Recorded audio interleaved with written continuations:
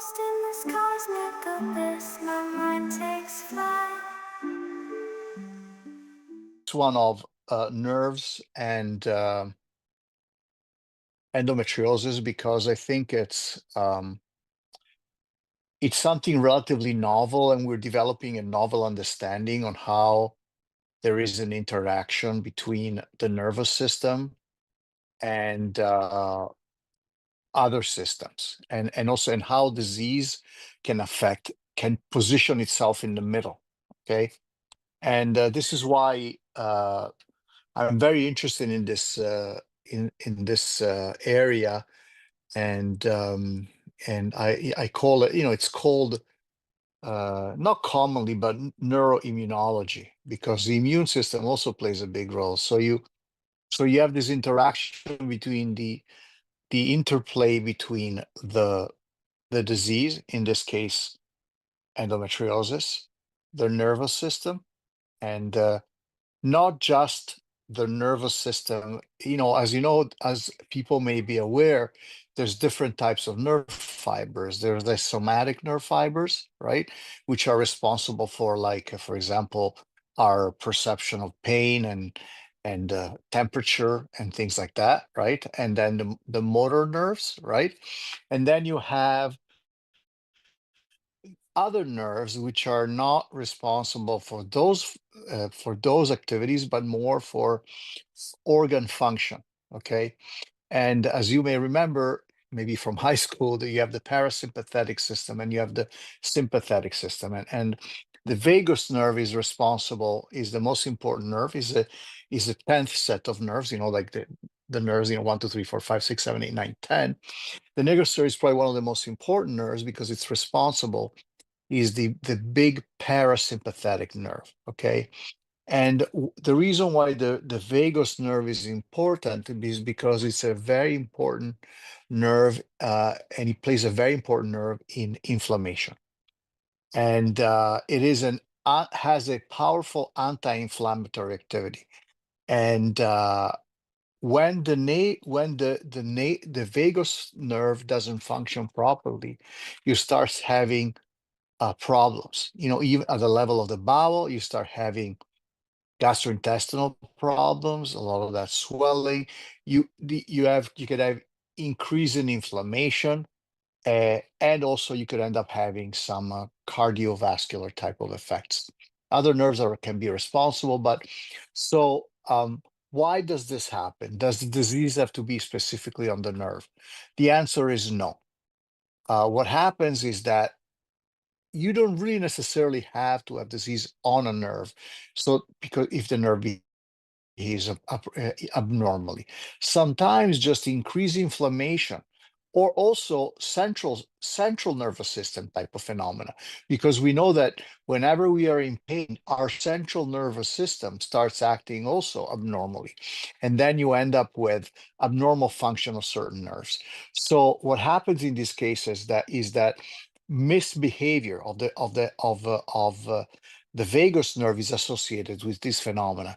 And this is why you see emergence of certain therapies now that are focused on, for example, stimulating vagal activity to reduce inflammation. You have all those, you have intra-ear vagus nerve stimulation. You may have heard about that, or devices that you place on your neck to stimulate the vagus nerve. And these have powerful anti-inflammatory activities. I mean, powerful if you do it right. I think a lot of it, you need to have a lot of discipline to do that. But overall, I support the science behind nerve stimulation and inflammation. But there's more. Um, One of the doctors of our group, Dr. Marcos Ocali, who is a professor at Columbia University, has just completed a phase 1 trial of pre-sacral nerve stimulation for the treatment of ulcerative colitis and Crohn's disease with pre-sacral nerve stimulator. This is a little gadget that you put in the pre-sacral nerve, meaning, sacral nerves, foramens 1, 2, or 3, and stimulating these nerves, believe it or not, has the potential to cure ulcerative colitis and Crohn's disease. It's an incredible progress. It just blows me away what we can do now. And of course, this is just phase one trials, but what you could see is that where the direction is going of therapies that are not directly that treat the condition indirectly by manipulating the nerves. And why do the nerves stimulation improve bowel function in this case, or in bowel inflammation, is because they modulate function of inflammatory cytokines, more specifically mast cells, and which secrete these cytokines and then cause the inflammation.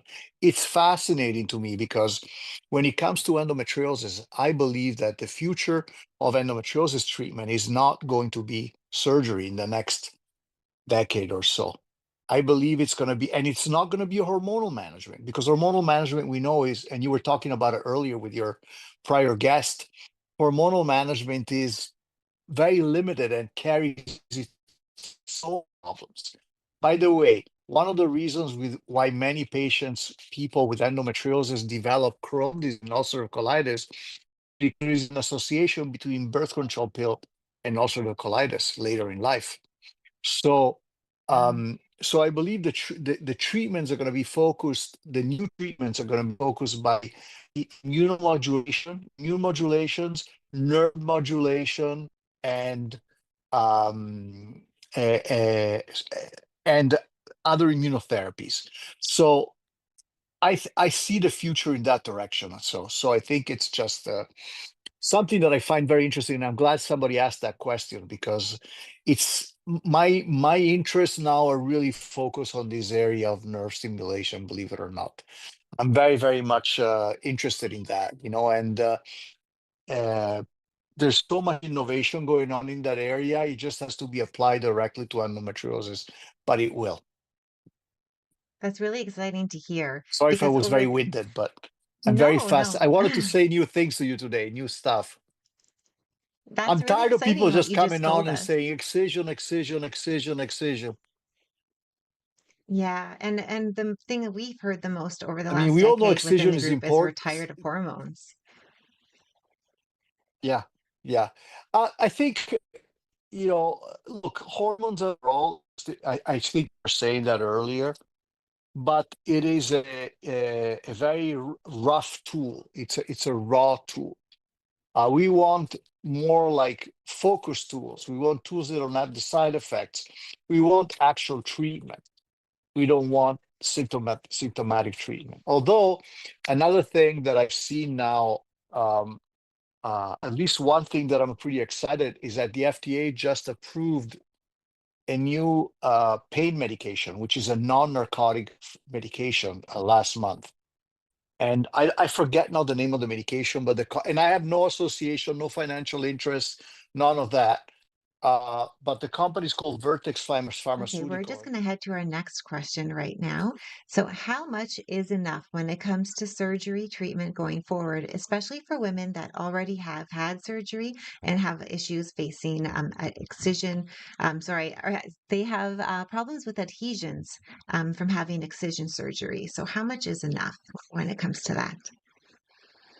Well, I think that it's a very good question.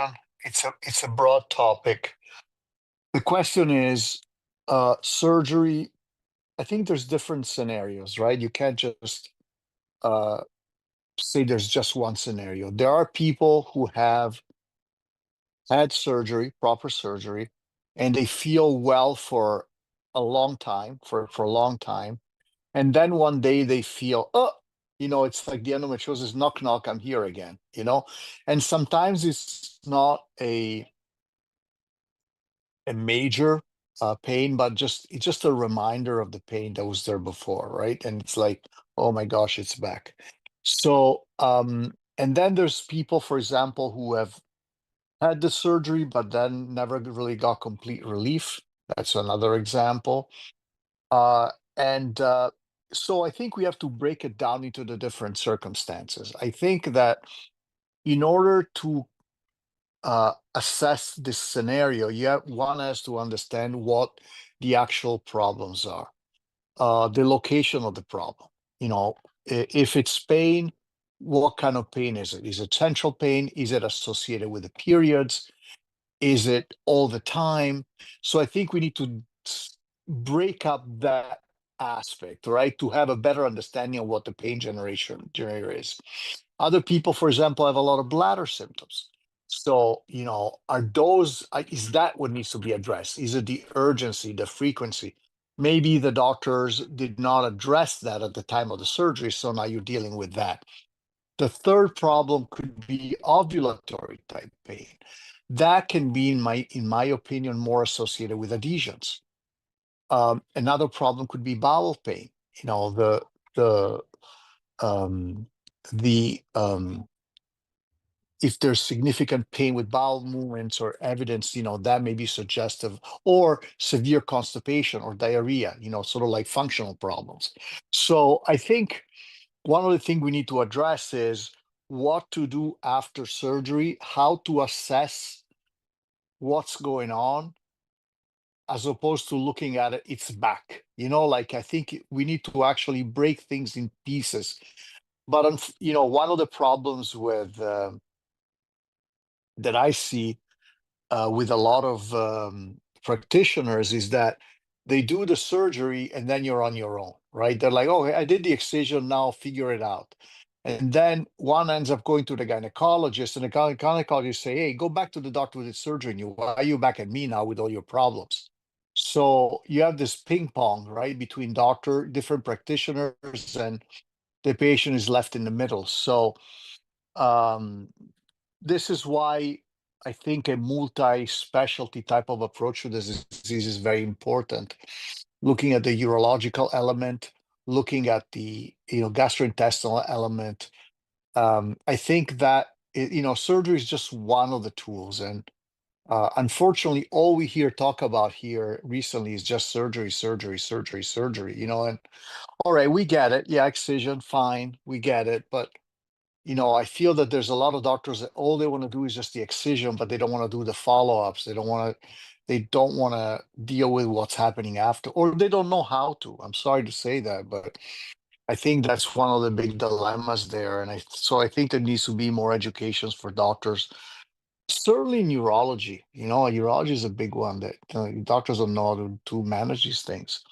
And on the gastrointestinal sides as well, there's like a lot to be managed there, and I personally manage, a lot of these people that there's a lot of things that I do, trying to manage for example, the MCAS, the mast cell activation, some of the GI issues, the bladder issues. I think that's what's going to be addressed. If the only thing you do is you take the patient back for another surgery, you could definitely make things worse. There's no doubt in my mind. You're not going to find a lot of disease. Last week I saw somebody who had some ridiculous number. I want to say 9 surgeries with the same doctor. I mean, it's Wow. almost criminal. In fact, it is criminal. The doctor lost their license. It's not criminal, but it's certainly severe malpractice. And I was like, how is this? What's wrong with this doctor? Like why? And there are people that are, sort of definitely victims of bad medicine. We have to accept that. So yeah, I mean, I think that an in-depth analysis by system is what needs to happen. And in some cases, the question was about adhesions. Adhesions can be a factor. Actually, I just put a video on my Instagram about that. Or the Dr. Bagaria, one of the doctors, one of my colleagues, put it up. And we all saw somebody, a young person who had like ovulation pain, and indeed the ovaries was kind of stuck there. The problem is that, okay, you go in there, you do the surgery, you detach it, but is it going to get stuck again? Like, what are you going to do to prevent it from getting stuck again? And that's another thing. How do you prevent adhesions properly? I think a lot of attention has to be placed on these things. It cannot be done. Surgery should not be done lightly, should not be taken lightly by neither by the doctor nor by the patient. That's what I think. What you said about patients being left or just like abandoned after surgery happens so often that once someone will have excision surgery, they'll maybe have a follow up and then the doctor no longer sees them again. And then weeks or months later, their symptoms, they might not be as severe or they might have new symptoms appearing. And then they don't know who to go see because that doctor no longer sees them because they're finished with them. But let's Right. just head to our next question here. I think Um, that's BS. I think that's BS, by the way. I think that that should not happen. That's not good medicine. You understand that? And I think one of the reasons is that we're not really, we don't really know who's actually good because there's no um, monitoring of outcomes, medium or long term. It's all what people say. Oh, I have good outcome. Like there isn't like a real standard, and all these certifications that are out there, they just measure your ability to do a decent surgery, but what is your long-term outcome? What is your, how are people doing long term? And actually, I'm starting a program now where we're going to monitor people long term and publish the results. So we're actually working on that with Dr. Mauricio Brau from Brazil, who is the number one, and Dr. Ceccaroni as well. These are the people who have probably published the most in this area. They have like hundreds of publications in this area. So we want to generate a new standard where it's not just doing the surgery, but what is your medium and long term outcome like? So we're hoping to make a mini revolution. oh, that's awesome to hear. Okay, our next question we have here is, can endometriosis cause sciatica nerve or leg pain? And if yes, how can it be treated? 100%. And this is part of a chain of effects, right? What happens is that when you have endometriosis, you develop pelvic floor dysfunction. And when you have pelvic floor dysfunction, what pelvic floor dysfunction really means is like the muscles of the pelvis start misbehaving. They can tighten up, they don't relax. And what happens is that sometimes these nerves, these muscles end up compressing the nerves. When the muscles compress the nerves, then the nerves start firing. And when the nerves start firing, you develop pain. The sciatic nerve is a quintessential example of that because of its position, especially when you have a lesion that is posterior in the uterosacral ligaments or even more lateral. As long as the lesions are 3 centimeters from the nerve, then the nerve starts firing. That doesn't mean the disease is on the nerve, but it's proximal to the nerve. So what to do in those cases? It's tough because sometimes it's not enough just to remove the disease. Then you have to start, implementing physical therapies and other therapies so the nerve stops firing. And nerves are weird. It takes a long time when the nerve starts firing in a bad way. It takes a long term for the nerve to come down. It could be months. So it can be very frustrating and very, very unpleasant. And there's a lot of suffering because of that. But 100% that happens. Yes. Okay, yeah, that sounds extremely painful. I feel horrible for anyone going through that. It's Um, bad. we've had Mhm. many people in the recent months bring up EndoSure. It recently came to my attention. I'm not sure if you're aware of what EndoSure is, but we do have a question on your thoughts on that. It is No, a what is endosure? non-invasive, it's a non-invasive diagnostic tool meant to diagnose endometriosis, sort of through like waves, kind of You mean the like saliva test? The saliva test? nope, The this is saliva one where test? they put kind of like patches, almost like when you wear like a heart monitor. They put patches on you Yeah. and they can read it through the patches. I'm not sure of everything, but it's done with wearing the patches on you, I'm not almost like familiar, having an ultrasound. Yeah, I think that, I mean, look, I'm not familiar with it.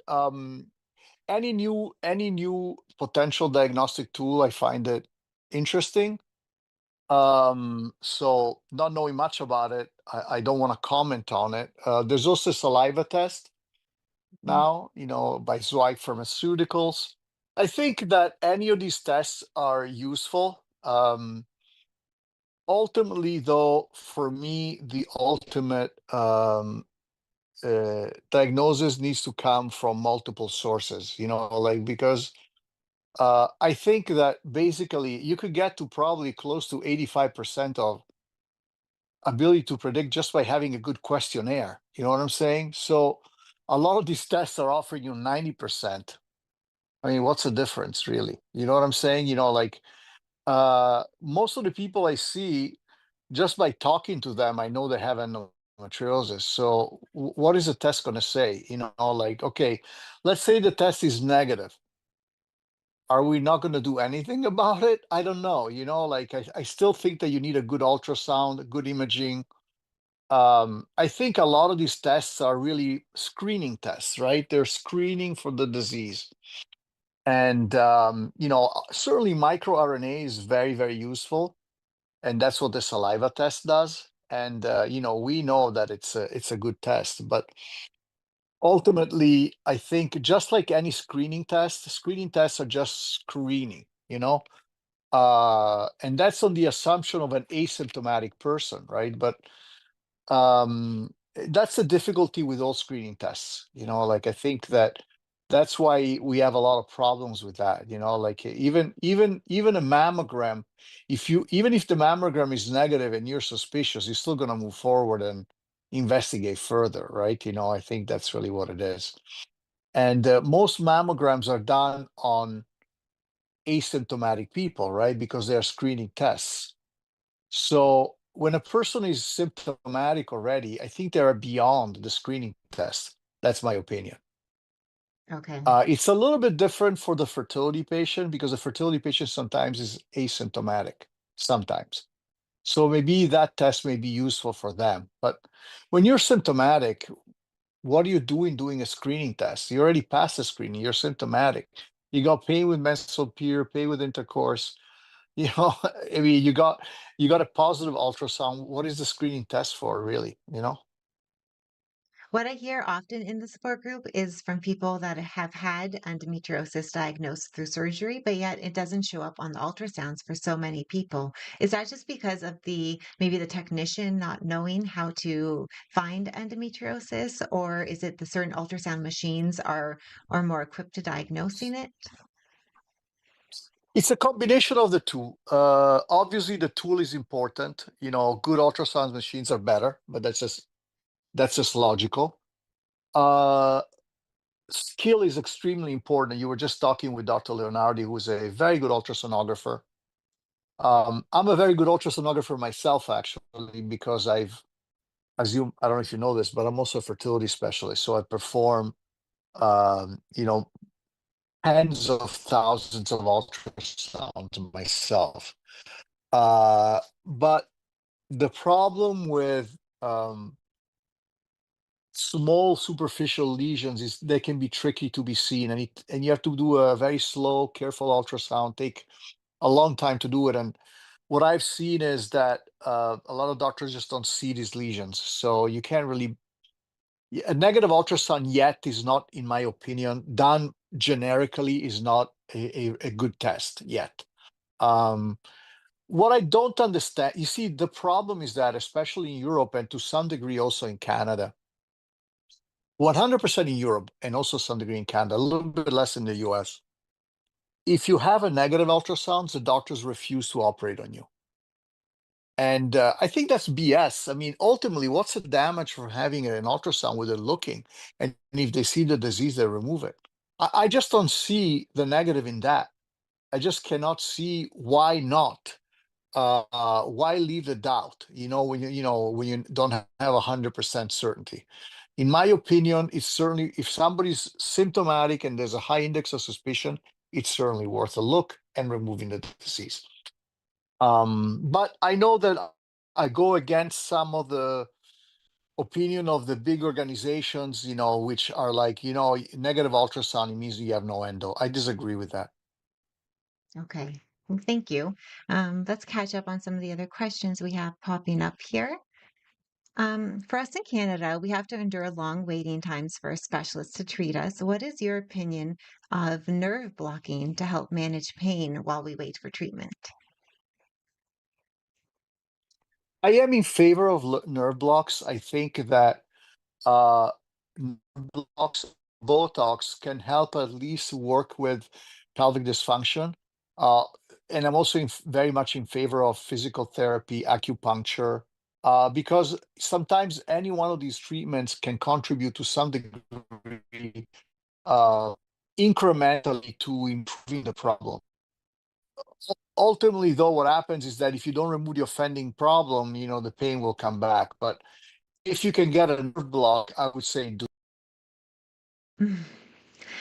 So I believe you're calling in from a cell phone, so it might just be getting heated. Is it working okay right now? I wonder if we could hear you.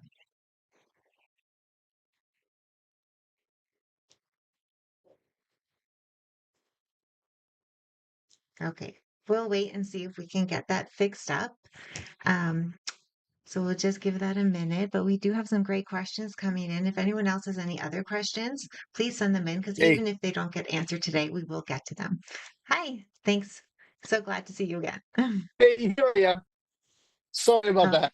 that's okay. No problem at all. I was saying the other benefit of the nerve block is that if you by blocking certain specific nerves, whether it's pudendal or ilioinguinal or any other nerve, uh, you get a better idea of what the nerves are involved. So that helps also in a diagnostic perspective. Okay, thank you for that information. That is good to know. Yes, I've had experience with nerve blocks, and I know they can be wonderful, but they don't always help for long periods of time, or at least not in my No, no, they experience. don't. Mhm. Let's get to the next question. We have here, can any abnormalities in blood clotting, such as an altered APTT, be linked to the development or progression of endometriosis? I don't think there's any clear evidence of that, to be completely honest with you.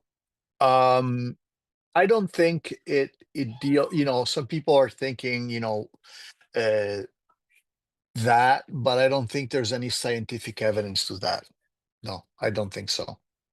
Okay, from that same person, it's continued, and they've asked if it could cause, if there's any association between clotting disorders and imbalances of inflammatory or angiogenic processes involved in the condition. Look, it's a hypothetical. Angiogenesis is not really related necessarily to clotting. They're two sort of separate mechanisms. So I, I'm not really convinced that there's a link there. Ultimately, inflammation in general can cause some level of angiogenesis, inflammatory changes. So I think it's more like an inflammatory process than a coagulation process. Okay. Our last question that we have up right now is, what combination of tools would you recommend for an endo patient to use other than excision surgery and hormone therapy for long-term endo care management? I know you mentioned physiotherapy, acupuncture. Are there any other things that we can do to help manage long term? If there's bladder issues, those need to be addressed. There are some blood medications which Oh, I think we lost him again. Sorry, guys. We will try to get him back for that last question, and then we're going to see our wonderful pet collage. Thank you to everyone that sent them in. They're all adorable. And now let's welcome Dr. Vidali back. Hello. oh my God, I'm embarrassed. I'm actually upstate New York, and here the connection is not the best. I apologize. That's okay. We're just So thankful I to was have you saying, with us. when it comes to the bladder, I think there's medication for the bladder that actually work quite well. You will cannot imagine how many people have bladder issues that are unresolved and unaddressed. Urinary frequency, retention, um, burning. The list goes on and on. And I think that sometimes that can be a major part of the problem. So I think that part needs to be dealt properly. Unfortunately, urologists are not very good at dealing with these types of problem. But I think, because they're not interested. They're not interested. They like to take care of, old men with prostate problems, urologists, for some reason, like it's just, you know, um, so, but I think, like I said, medication, and sometimes nerve stimulation in specific cases can be extremely helpful. What I like about nerve stimulation is that it really helps with both the bladder problems and also with the bowel problems. It can help a lot with the chronic constipation because I believe that some patients with endometriosis, I observed that some patients with endometriosis have these additional problems. There's a propensity for these problems. They have particularly sensitive nerves that that have like an exaggerated responses. Many of these people that I see, some of them have had chronic constipation from way before they develop endometriosis. So I think that addressing these problems is very, very important. It's a very good complementary approach to this. So part of it is though that there isn't like FDA approval for the bowel indication for presacral nerve stimulation. There's only for incontinence, but not for constipation. But constipation will come very soon. I gotta tell you that. I have treated young women, teenagers who had chronic constipation with nerve stimulation. And these are people that maybe had a little bit of endometriosis, but really the big problem was like a nerve problem.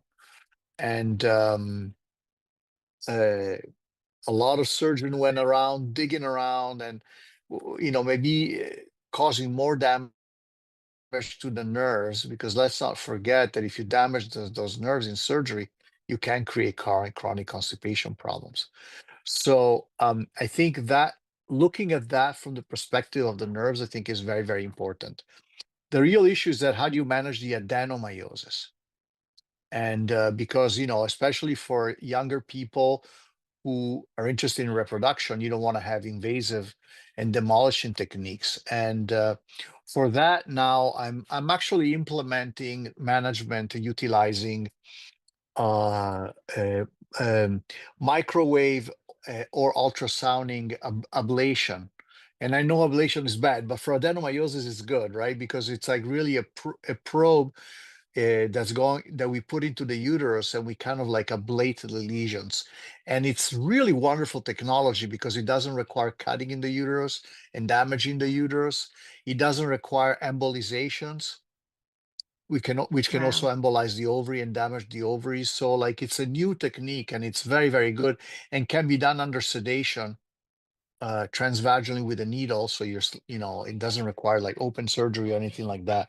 So right now I'm working on these new techniques and they're quite good actually, I have to say. So that's one area where a lot of people have the endometriosis surgery, but they're left with the pain because of the adenomyosis. So I think that something new and innovative that's out there for people, which I think is very, very good. Yeah. More new non-invasive treatments are always welcome. That's wonderful. We'll Right. take one more Yeah. question because that's all we have time for. We have, what are the risks associated with having endometriosis involving the sigmoid colon? And while we wait for treatment. Well, So, the the disease itself, well, it said the sigmoid and not the rectum, right? So I think the question is about something further up, you know? And I think that whenever the closer the lesion is to the anus, the more it's going to present symptomatic earlier, right? Because you feel it there. When a lesion is further up on the sigmoid, what happens is that sometimes it grows silently for a long time, and you get that bloating feeling, and the bloat. As the lesion gets bigger, what happens is that when the poop arrives there at the lesion, what happens is that it stops for a little bit because there's like impaired mobility. It's not really an actual stricture, it's impaired mobility mostly. And then it goes down and people have to run to the bathroom. So the typical symptom of a high lesion of endometriosis is bloat, you feel a lot of pain, and then you got to run.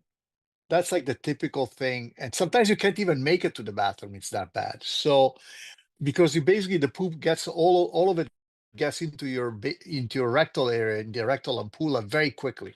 So that's really what happens with people. It's very unpleasant. So I wouldn't call it a risk, but that's kind of the presentation. And the risk is more that it stays there indolent, growing for a long time, and it can be very, very, very unpleasant symptom when it gets bigger. But unfortunately, that's only treated surgically and sometimes with a bowel resection. But the good news is that they heal better when you do surgery because the higher the lesion, the easier is the healing, even if you do a bowel resection. The lowest the lesion, the more laborious the healing is because it's closer to the anal canal. Are there specific treatments that are available for adenomyosis, or is it just like you had mentioned, the ablation on the uterus? I think the new this new treatment that I'm doing, the ablation, is very, very good. And it actually works. I have dabbled, I want to say dabbled, not dabbled, but I've done some treatments using Botox on the uterus. And I haven't really had amazing results in it, but maybe I haven't done enough cases of it. That's just preventing pain. It's just a pain treatment. And unfortunately, for adenomyosis, you got to stick to the old hormones. Like, unfortunately, for adenomyosis, Vidali is your friend. As unpleasant as it is, but either that or um, norethindron acetate. Those are the things. But I'm very supportive now of the ultrasonic or the microwave ablation of the lesions because you basically you're destroying them, and that actually has tremendous symptomatic improvement Oh, well, that's wonderful to hear. It's always and exciting when preserve there's fertility and preserve new info. fertility. That's the Yeah, most important thing to so many people, so that's wonderful to of hear. I know course. there's a lot of Yeah. women wondering if they should be having surgery, before they have, before they try to conceive, or if they should even be, waiting to conceive it. Like, which would you recommend? Because we've had many in the group, wondering if surgery is better before trying to conceive, if they do need excision, or if it's best to wait till after having a baby. I don't think there's a specific answer, right? The question is, can you get pregnant? If you can get pregnant, why not? You know what I'm saying? Like, and then you'll deal with the problem later. I think a lot of it depends on the ability to conceive. So I can't give an answer just like that. I think it's like for fertility and endometriosis, it's really on a person by person basis. It's not like, oh, it's there, we got to do surgery. I think it depends on the circumstances. Okay, so if they're able to get pregnant, then you would recommend that they try, but if not, then maybe Of course. consider. Okay, well, that's good to Yeah, hear. Thank you for all absolutely. this wonderful information. We are so lucky to have you with us today. We thank you so much for your time, especially on a weekend. Thank you so much for everything. Oh, my pleasure. Thank you for having me. Thank you very much. And see you very Thank you. soon.